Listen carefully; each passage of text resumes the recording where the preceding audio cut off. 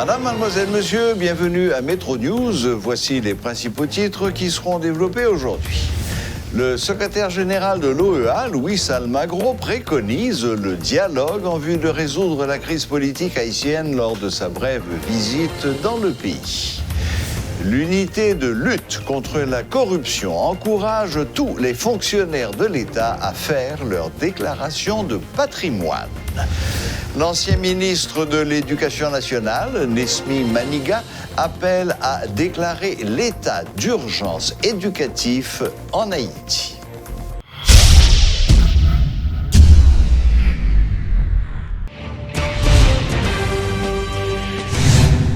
L'Organisation des États américains, OEA, continue de supporter le processus du dialogue en Haïti. Au terme d'une visite de 24 heures à Port-au-Prince, ce mardi 7 janvier, le secrétaire général de l'organisation hémisphérique a insisté sur la nécessité pour les acteurs politiques haïtiens de se mettre ensemble pour trouver un dénouement à la crise.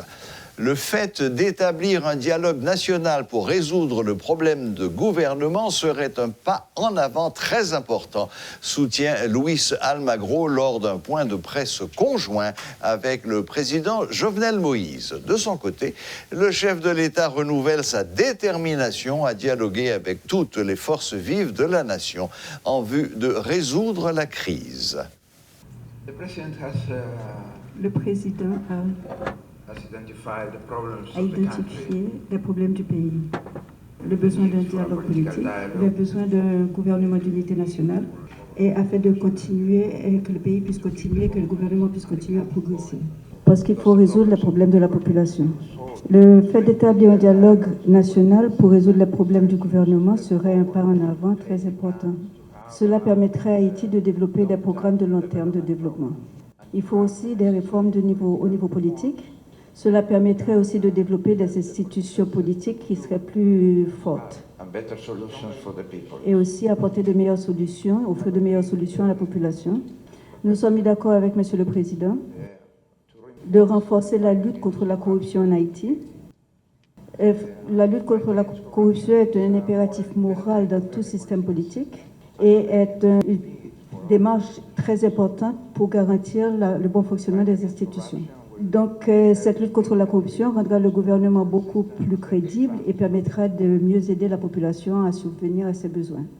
J'ai mis l'accent sur ma détermination à poursuivre mes efforts inlassables pour négocier avec tous les secteurs de la nation une formule inclusive qui permet enfin à Haïti de trouver une issue définitive et pérenne à la crise structurelle qui secoue le pays pratiquement, je dirais, depuis le lendemain de son indépendance, il y a 216 ans. Nous avons aussi discuté du support de l'OEA au renforcement des institutions qui luttent contre la corruption. J'ai également fait part au secrétaire général Almagro de notre souhait, lors de la présidence haïtienne du Conseil permanent de l'OEA, du 1er avril au 30 juin, de nous concentrer sur 3 thèmes importants.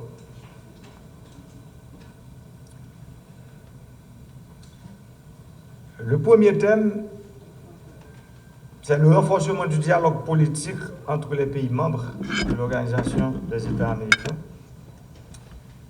Le deuxième thème, c'est d'améliorer l'approche régionale d'adaptation, de mitigation et de résilience au changement climatique.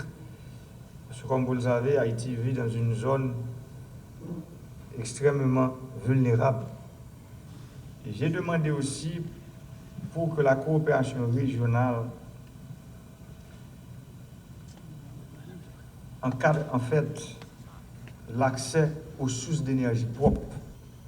Le secrétaire général et moi, nous avons discuté de l'opportunité aussi d'avoir en fait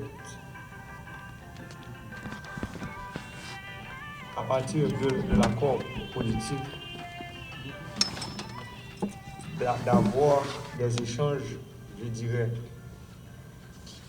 entre l'OEA et Haïti sur des points qui concernent en fait le développement et le bien-être du peuple haïtien.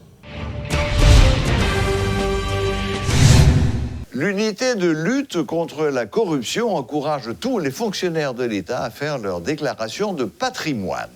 Les concernés ont jusqu'au 31 janvier 2020, a insisté le directeur général de l'institution, Maître Claudie Gassan. Cette disposition a été prise en vue de permettre à l'État de générer plus de fonds. Par ailleurs, il insiste pour que les propriétaires d'entreprises fassent leur déclaration définitive d'impôt. Suivez le compte-rendu de Rudolph Pierre-Louis. Nous sommes à la salle de conférence de l'unité de lutte contre la corruption où le directeur général est sur le point de donner une conférence de presse. Sera-t-il question des fonctionnaires qui sont dans le collimateur de l'ULCC ou d'autres dossiers brûlants? Maître Claudie Gassan. Nous avons fait un exercice côté que nous avons cherché à informer les gens. Nous sommes conscients, nous entendons tout le monde qui parle, nous sommes conscients que vous ne comprenez pas. Nous sommes conscients que vous ne parlez pas texte. Le nouveau directeur général de l'unité de lutte contre la corruption a à cœur, semble-t-il, de remplir sa mission. Durant les premières minutes de son intervention, Maître Claudie Gassan a pris le soin d'élaborer sur ce point. Aussi, invite-t-il le grand public, notamment les propriétaires d'entreprises, à faire au plus vite leur déclaration définitive de revenus. Le contrôle fiscal relève de l'attribution de l'ULCC, a-t-il rappelé. Nous pensons que dans le mois de mars qui va venir, nous tout inviter tout le monde à faire déclaration. Bien entendu, l'un dit ça, nous parlons plus pour des priorités à gens qui ont une grande entreprise, qui a fait déclaration chaque année. Nous allons regarder qui ça a déclaré. Et nous avons regardé le train de vie autour, nous avons regardé qui ça est rentré, nous allons regarder ça avec DGI. La déclaration de patrimoine des comptables des deniers de l'État, deuxième point évoqué par Maître Gassan. Plus de 300 formulaires ont déjà été reçus au cours du mois de décembre en ce sens, a-t-il révélé. En ce qui concerne ceux qui ne l'ont pas encore fait, ils ont jusqu'au 31 janvier pour remplir les formalités, explique le DG de l'ULCC. Sénateurs, députés, ministres, premiers ministres, présidents, et commissaire gouvernement, juge, magistrat communal, tout le monde qui connaît. Par exemple, nous avons demandé, est-ce que les policiers la donnent? Oui, on la donne. Des bourses employés l'État, ou gérer comme l'État, tant plus souple, viennent faire déclaration de patrimoine pour nous connaître, ou bien des pour travailler dans l'État, pour nous connaître nous-mêmes, l'autre apporte dans la fonction, ça, comment on est entré, et pendant la fonction, par rapport à train de vie qu'on a mené, et comme qu'on a touché la fonction, comment fait que, ou bien tant riche, tout riche ça. Toujours dans le cadre de la mission de l'unité, les parlementaires et les hauts dignitaires du pouvoir doivent remplir certaines formalités au cas où ils envisageraient de prendre part aux prochaines élections. Ils ont passé 4 ans dans le Parlement, ils ont passé 6 ans, ils ont passé 2 ans, quel que soit le temps qu'ils ont passé, soit comme député, soit comme sénateur, soit comme président de la République au niveau de l'exécutif, tout le monde a eu, tant pis. Avant d'aller nous penser pour nous aller dans l'élection encore, songez que pour nous passer dans l'ULCC, un petit certificat que nous ni l'un d'entrer en fonction, ni l'un d'être sorti, c'est un mois pour finir d'entrer en fonction, un mois pour finir quitter. Cela n'a rien de personnel, soutient M. Gassan. Il s'agit de mettre enfin en œuvre les prescrits de la Convention des Nations Unies contre la corruption et la Convention interaméricaine contre la corruption, 2 textes ratifiés par Haïti, rappelle le responsable de cette institution. Pourquoi leur mise en application provoque tant de grogne? C'est la question que se pose Claudie Gassan. Il y a les ministres, il y a les premiers ministres, il y a les commissaires gouvernementaux, il y a les juges, il y a les présidents de cassation, il y a n'importe qui. C'est loi que le Parlement, eux-mêmes, députés, sénateurs, 2014-9 mai, c'est eux-mêmes qui votent. Par exemple, on dit, un monde qui a une fonction d'État va occuper, et pour une petite société fait sous côté, ou une machine, l'État, ou une société, ou une manger, ou l'État. Nous ne pas dire qu'on va faire, mais nous allons regarder est-ce que le pas un problème là-dedans? Est-ce que le pas un problème corruption là-dedans? Selon la loi du 9 mai 2014, l'ULCC dispose du pouvoir de convoquer n'importe qui et à n'importe quel moment dès qu'il y a soupçon de corruption, a affirmé Maître Gassan.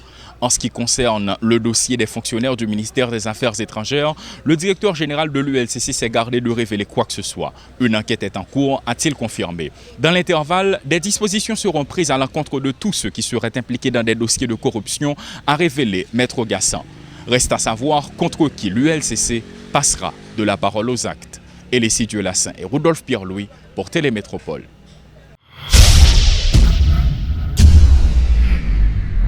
12 janvier 2010, 12 janvier 2020, une décennie depuis qu'un séisme de magnitude 7 a secoué Haïti. Des milliers de sinistrés ont vécu dans des camps de fortune après la catastrophe. 10 ans plus tard, certains y vivent encore. Au fil des années, les abris provisoires ont été remplacés par des maisons rudimentaires. Jérémy Tillon et Claude Désir sont allés visiter à Cara 2 les grands oubliés de l'histoire à l'approche de la commémoration du 12 janvier. Suivez ce reportage spécial. Merci Serge. Effectivement, 12 janvier 2010 et 12 janvier 2020, plus de 10 ans après le séisme du 12 janvier, des milliers de sinistrés se sont réfugiés dans le camp de Cara 2. Aujourd'hui, nous sommes allés à leur rencontre justement pour établir un constat avec eux. Je vous propose de suivre leurs interventions.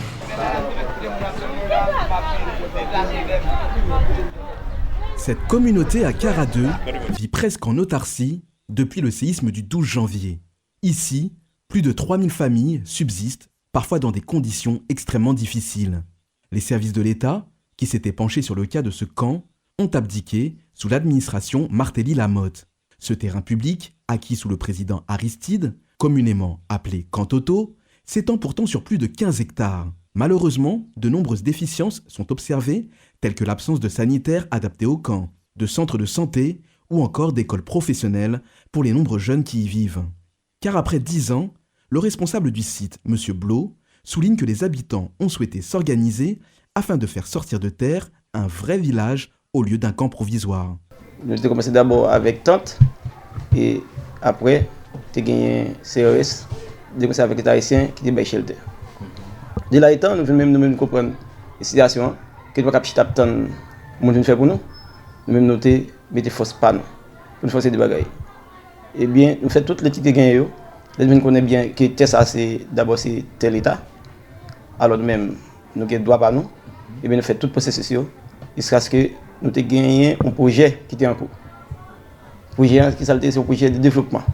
Non seulement les logements sociaux, mais tout l'autre infrastructure qui doit gagner. Malheureusement, le problème de l'État fait une petite projet.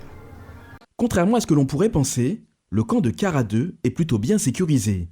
Malgré le peu d'effectifs policiers qui lui est rattaché, 10 agents au total, chaque secteur s'organise de manière à ce que la sécurité des biens et des personnes ne soit pas une source de préoccupation. Ici, les habitations peuvent rester portes grandes ouvertes sans que l'on ait à se préoccuper de vols éventuels.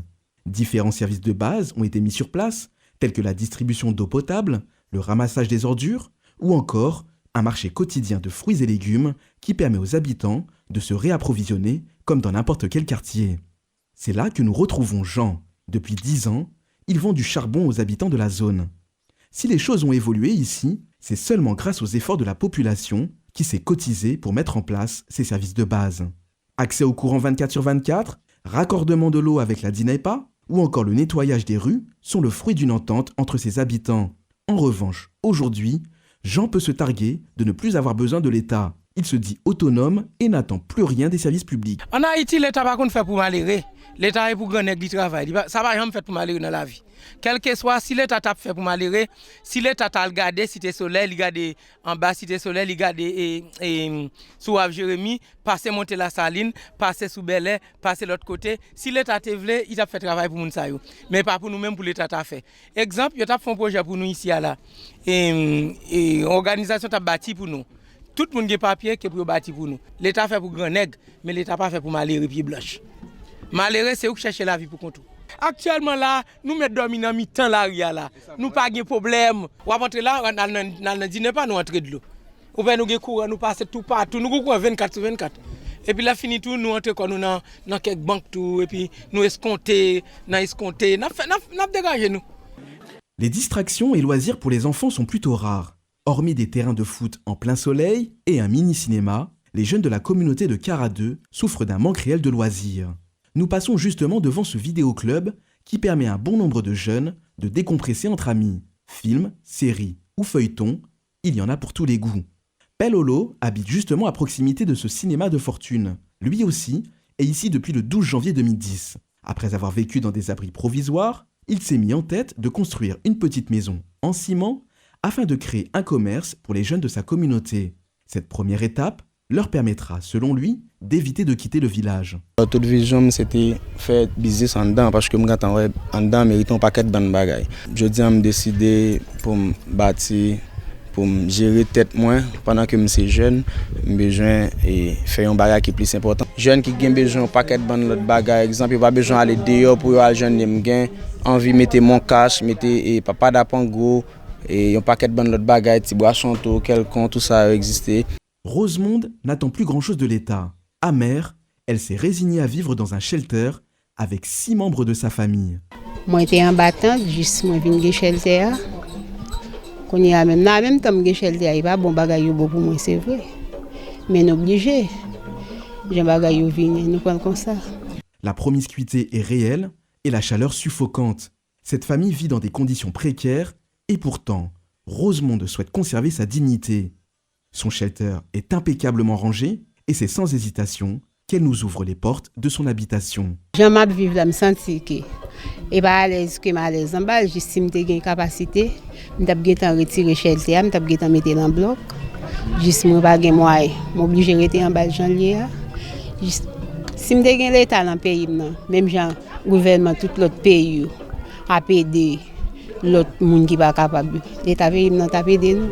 Les oubliés de Kara 2 se sont organisés durant ces 10 dernières années pour avoir le droit de vivre comme des êtres humains. Les conditions précaires n'ont pas empêché cette communauté de se prendre en charge et de relever les défis qui s'y présentaient. Ainsi, un restaurant communautaire distribue des repas pour 25 gourdes, les rues sont nettoyées et la sécurité du village est assurée, ce qui a permis à ces sinistrés de retrouver un semblant de normalité dans leur quotidien.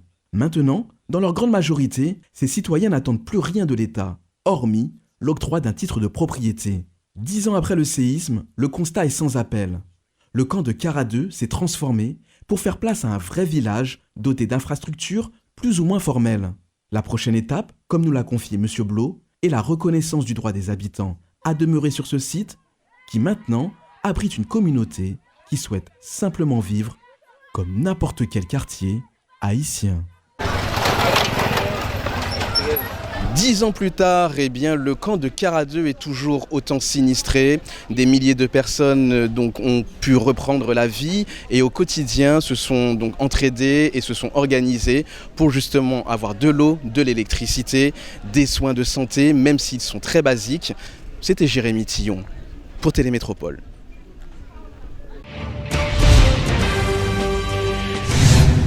L'ancien ministre de l'Éducation nationale, Nesmi Maniga, appelle à déclarer l'état d'urgence éducatif en Haïti. Invité ce mardi à la rubrique Le Point, l'économiste a jugé qu'il était urgent de s'asseoir pour poser les vrais problèmes du pays et leur trouver des solutions. Par ailleurs, s'agissant du programme de scolarisation universelle, il a rappelé avoir fait face aux corrompus pour tenter de l'assainir et avoir procédé à la fermeture de plus de 300 écoles à travers le pays lorsqu'il était en poste. Suivez les explications de l'ancien ministre Nesmi Maniga, aujourd'hui président du comité de gouvernance et d'éthique du partenariat mondial pour l'éducation. Pas aucun gens aujourd'hui pour que l'école haïtienne récupère 50 jours perdu ça. Et je pense que ce n'est pas un nouveau calendrier réaménagé, le besoin d'un programme réaménagé. Est-ce que c'est pour une année pour mettre dans main tout élève gouverneur de la Rosée? Est-ce que c'est pour une année pour nous retourner à l'oli ça pas marché dans la société, pour prendre connaissance de délire à la vieille, de l'incapacité payée pour nous chita, pour nous jouer sous de l'eau, nous connaissons un seul bras pas caménel. Qui plus grande leçon conditions de citoyenneté année ça pour élèves. Bien sûr, c'est très clair. Il y a toute une approche psychosociale parce que les gens sont traumatisés. L'école ouverte, je dis mardi, 7 janvier. Mais qui sont les gens qui apprennent dans situation de stress? Qui sont les gens qui apprennent dans situation et parents eux-mêmes sur le qui vivent, nous pas côté pays après aller, nous pas dans qui direction pour aller, pas grand qui clair au niveau de la classe politique. Donc non ambiance, non climat comme ça, la police pas faire. Si professeur ou pas qui est une situation économique désastreuse, on appui pour bailler et enseignants et chefs d'établissement et enseignants et élèves. C'est pour moi pour nous continuer à courir pour aller à l'examen baccalauréat, pour aller à l'examen 9e année fondamentale, comme si rien ne s'était passé. Voilà, la boucle est bouclée. Merci de nous rester fidèles. N'oubliez pas que vous pouvez suivre Métro News en différé sur YouTube à l'adresse Métropole Télé. Et voilà, à la prochaine, même heure, même chaîne.